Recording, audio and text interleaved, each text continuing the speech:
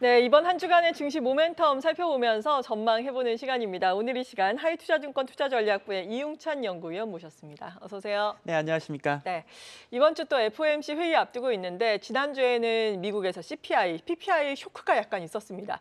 이 부분에 연속성이 있을지 이에 따라서 국내 증시는 어떨지 먼저 궁금하네요. 예, 그러게요. 일단 PPI가 좀 이제 걱정스럽게 높게 나왔습니다. 근데 약간 어쩔 수 없는 부분인 것도 있는 것 같고요. 네. 그리고 우리가 이제 물가를 볼 때 사실은 CPI는 그럭저럭 괜찮았어요. 그런 걸 생각을 해보면은 이제 PPI가 올라가는 국면이고 CPI에 이제 여러 가지 뭐 이제 집값이라든지 서비스 물가라든지 네. 이런 쪽은 좀 이제 안정되는 쪽으로 봐서 서로 약간 상쇄된다 이렇게 좀 생각하는 게 조금 더 맞을 것 같습니다. 그래서 우리가 PPI가 올라가는 부분 예를 들어서 유가가 올라간다 아니면 가솔린 가격이 올라간다 이런 부분들은 2분기에는 어느 정도 이제는 이제 우리가 인정을 하고 가야 될 것 같고요. 그럼에도 불구하고 CPI가 조금씩 서비스 물가, 집값 같은 게 안정되면서 그래도 2분기에는 그럭저럭 이제 물가는 서로 이제 우리가 걱정을 주겠죠. 걱정을 주겠습니다만은 그럭저럭 안정되어 가는 쪽으로 보는 게 맞지 않을까 생각을 하고 있습니다. 네.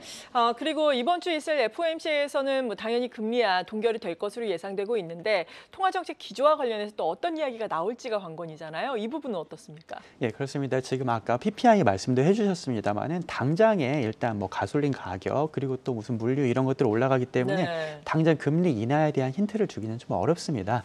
대신에 이번 FOMC에서는요, 2분기 내에 금리 인하가 과연 있을지 그리고 그다음에 일단 2분기에 금리 인하가 꼭 다 이제 물가가 뭐 엄청나게 올라가지 않는다고 한다면은 보험성이 인하이기 때문에 일단은 시작할 가능성이 좀 높아요. 이제 그런 부분들을 우리가 확인을 할 수 있는 계기가 되었으면 좋겠고요. 네. 그리고 이제 파월 의장이 그래서 올해 안에 이제 금리 인하를 시작을 하겠다고 이미 의회에서 말한 상황이잖아요. 이제 그런 부분들이 계속 이제 이어질 수 있겠는지 그리고 이번에 새로 점도표가 나오는데 점도표가 작년 12월에 제시했던 대로 이제 올해 3번의 금리 인하가 계속 꾸준히 이어질지 그리고 아마 금리 인하도 인하지만은 아마 QT에 대해서도 방향성을 좀 보여줘야 될 것 네. 같거든요. 2분기에 이제 이런 부분들이 가능성이 어느 정도 보일지를 이제 우리가 확인하는 좀 계기라고 생각해 주시면 될 것 같습니다. 네. 물론 우리가 이거 FOMC 며칠 앞두고 미리 예단을 할 필요는 없겠지만 그래도 하이투자증권에서는 지금 2분기 6월에는 기준금리 인하가 시작될 것이다. 이렇게 하우스비 유지를 하고 계시나요? 예, 그렇습니다. 저희는 5월 정도에 QT에 대한 이제 조금 더 시그널이 좀 나올 거라고 생각을 하고 있고, 뭐 그것보다는 이 금리 인하가 시작이 돼야 되겠죠. 아마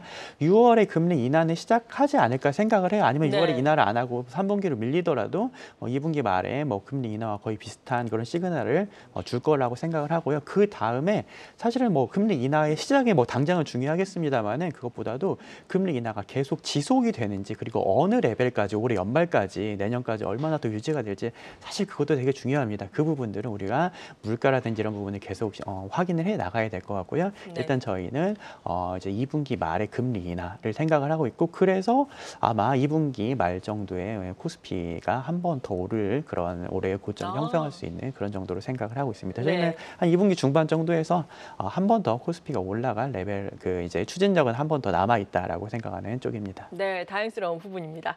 그리고 우리 시간으로 오늘 밤부터 그러니까 오늘부터 18일부터 21일까지 엔비디아의 GPT가 열리게 됩니다. GTC 2024 지금 뭐 1,000개가 넘는 네. 기업들이 참여하고 네. 역대급 규모가 될 것이다 이런 얘기들 나오고 있는데 어떤 구체적인 모멘텀 관전 포인트를 둘 수 있을까요? 예, 말씀 주신 대로 오늘 밤부터 네. 개발자 회의가 이제 열립니다. 그런데 엔비디아 주가가 많이 올라서 사실 맞아요. 관심이 높은 건데 어떻게 생각하면 개발자 회의에 사실 그렇게 주가와 아니면 회사 실적과 관련된 그런 얘기가 그렇게 지금까지 그렇게 나오지는 않았어요. 사실 그런 걸 논의하는 자리는 아니거든요. 예. 대신에 뭐 앞으로 기술을 어떻게 발전시킬 건지 개발자들과 모여서 엔비디아에서 이런 기술을 이제 방향성을 제시를 할 거니까 개발자들은 어떻게 또 여기에다가 서비스를 이제 제공할지 이런 것들에 대한 그런 비전을 보여주는 그런 자리라고 보시면 될 것 같아요. 아무래도 AI가 가장 중요하니까 지금까지는 생성형 AI에 대한 얘기만 나왔는데 이것들 AI에 대한 확장을 얼마나 더 넓혀줄 수 있을지 그리고 특히 이번에 작년 엔비디아가 작년 연말에 그 H200 그 칩을 발표를 했잖아요. 이런 부분들을 어떻게 AI에서 활용해 나갈 수 있는지 이런 걸 체크를 해봐야 되겠고요. 뭐 가장 중요한 이벤트라고 한다면은 오늘 밤에 젠슨 왕 대표가 CEO가 나와서 네. 이제 연설을 할 겁니다. 거기에서 혹시 뭐라도 나오지 않을까 이런 것들 주의해서 지켜보면 될 거라고 생각을 합니다. 네, 그렇죠. 뭐 엔비디아의 주가가 워낙에 지금 고점에서 다소 약간 조정을 받았으니까 더욱더 관심이 깊어지는 것 같습니다. 그리고 당장 내일이죠. 또 BOJ의 통화정책 회의가 예정이 돼 있습니다. 여기에서 과연 금리가 인상이 될지 이 부분이 최대의 관건이 될 텐데 어떻게 전망하고 계세요?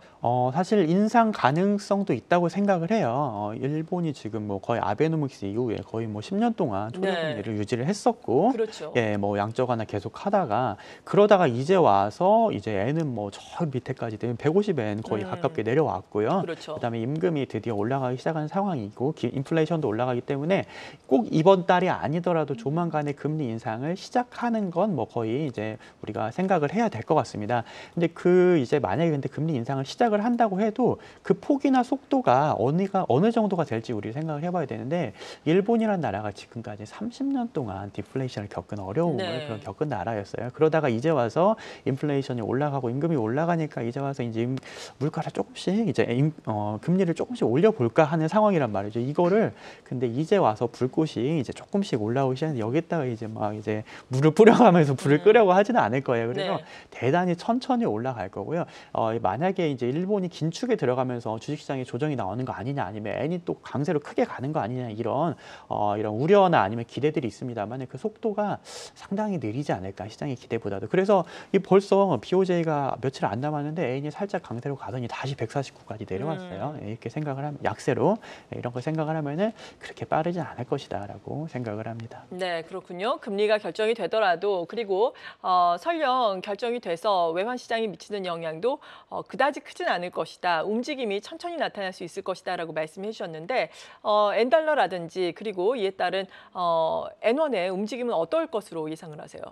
달러가 지금 이제 그런 이제 전체 커런시까지 들어가게 되면 FOMC가 가장 중요할 것 같고요. 네, 물론 이제 거기에 FOMC는 이번에 이제 우리 시장에 대해서 좀 완화적인 그리고 안정화될 수 있는 그런 이제 발언을 해줄 거라고 저희는 이제 생각은 하고 있습니다만 2분기에 PPI 올라오는 거에 대해서 조금 더 체크를 해봐야 될 것 같아서 열린 약간 결말 정도로 우리에게 안도감을 줄 거라고 생각을 하고 있고요. 달러가 여기서 조금 더 강세로 간다면 엔도 원화도 조금 더 약세로 갈 수밖에 없다 생각을 하고 있습니다. 그래서 지금 BOJ 이런 이벤트가 있음에도 불구하고 엔이 지금 150엔 가까이 지금 약세를 보이고 있는 이유는 달러가 또 올라가고 있기 때문이기도 합니다. 네, 아무래도 미국발 이슈가 더 크게 작용을 할 것이다. 외환 시장과 관련해서는 도움 말씀 주셨습니다. 그리고 오늘 같은 경우에는 PBR과 관련된 종목들이 주로 하락을 하면서 코스피가 힘을 못 쓰고 있는 상황인데 투자 전략 주신다면 어떻게 주시겠어요? 이제 조금 말씀 주신 대로 AI, 엔비디아 랠리도 사실 엔비디아나 반도체, 뭐 필라델피아 반도체 보면은 3월 7일이 고점이었어요. 3월 8일이 하이닉스 고점이었고 엔비디아도 마찬가지입니다.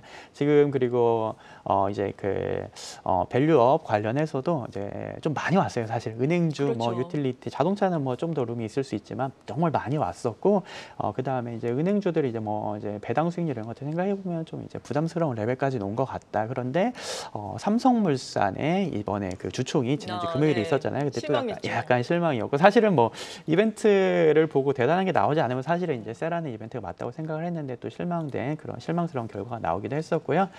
이제 밸류업에 대해서는 사실 이제 총선도 4월에 얼마 남지 않았습니다. 사실 그렇게 많이 안 남았어요.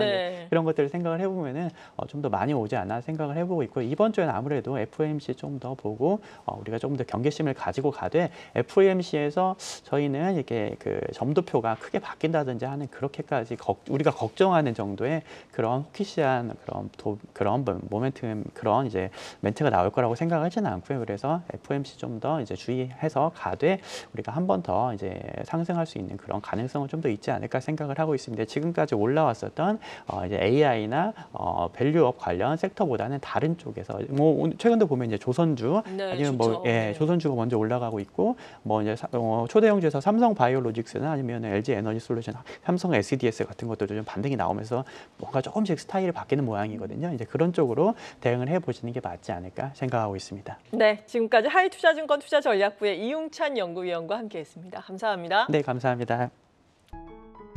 계속해서 다양한 경제 이슈를 알고 싶다면 구독과 좋아요, 알림 설정 부탁드립니다.